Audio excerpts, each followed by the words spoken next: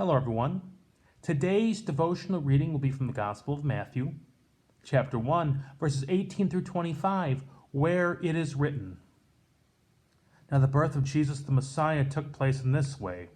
When his mother Mary had been engaged to Joseph, but before they lived together, she was found to be with child from the Holy Spirit. Her husband Joseph, being a righteous man and unwilling to expose her to public disgrace, planned to dismiss her quietly. But just when he had resolved to do this, an angel of the Lord appeared to him in a dream and said, Joseph, son of David, do not be afraid to take Mary as your wife, for the child conceived in her is from the Holy Spirit. She will bear a son, and you are to name him Jesus, for he will save his people from their sins. And all this took place to fulfill what had been spoken by the Lord through the prophet. Look, the virgin shall conceive and bear a son, and they shall name him Emmanuel, which means God is with us. When Joseph awoke from sleep, he did as the angel of the Lord commanded him. He took her as his wife, but had no marital relations with her until she had borne a son, and he named him Jesus. This is the gospel of the Lord. Praise to you, O Christ. So it seems, Pastor, we're in Lent. Why this Advent passage? Well, stereotypically it's more for Advent, but this is still very Lenten in its character. Joseph is someone we know nothing about. But Joseph was an unbelievably important person. Think about the culture in which our Lord Jesus Christ was born. In that culture, a woman, an unmarried woman, had nothing and meant nothing. A child, before they became an adult, had nothing and meant nothing. That child was the Almighty God. That mother was the mother of the Almighty God. But the world didn't know that. They'd be nobodies. They'd be on the streets almost begging.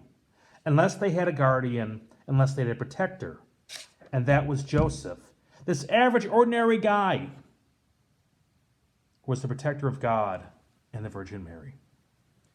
His duty was to support them. Could you imagine that responsibility? Not just that responsibility, but fleeing from Herod, pulling up stakes, leaving your family, your work career, and so on, and going to Egypt.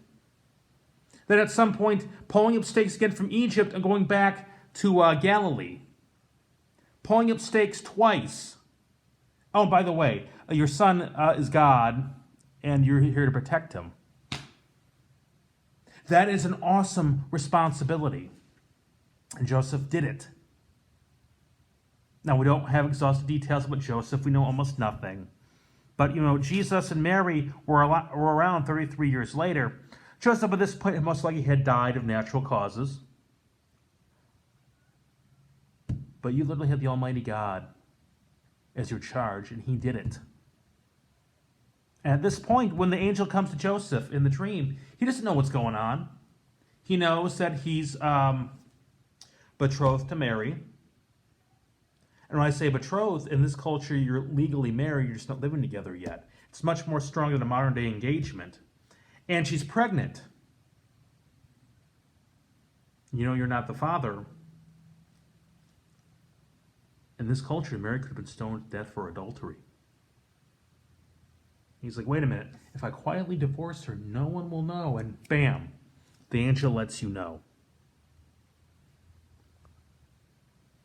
You have some very important responsibility, Joseph. And how does Joseph deal with it? Does he go, well, boy, I can't do this? No, he says, I'm God's servant. I'm going to do what God asked of me. In fact, that's Mary's response. The angel says to her, you'll give birth to a child, but I'm a virgin. Well, God will get you pregnant. The power of the Most High will overshadow you. Okay. Oh, by the way, your son will be the Messiah, the Son of God. Mary said, let it be according to the will of the Lord. It's the same thing Joseph said here. We didn't say anything, but you can tell by Joseph's actions, that's what he did. Okay, it's God's will. Let's do this. And so Mary and Joseph become our role models. We're going about our life. No, we're not here by accident. God has called us to a purpose.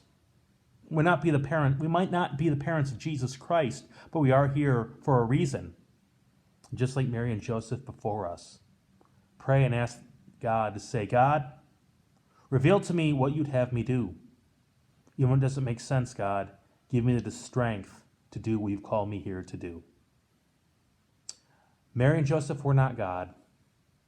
But as far as I'm concerned, they're the two greatest saints in history. People to learn from. Even though they didn't know what was going on, they prayed, God, guide me. God, help me do this.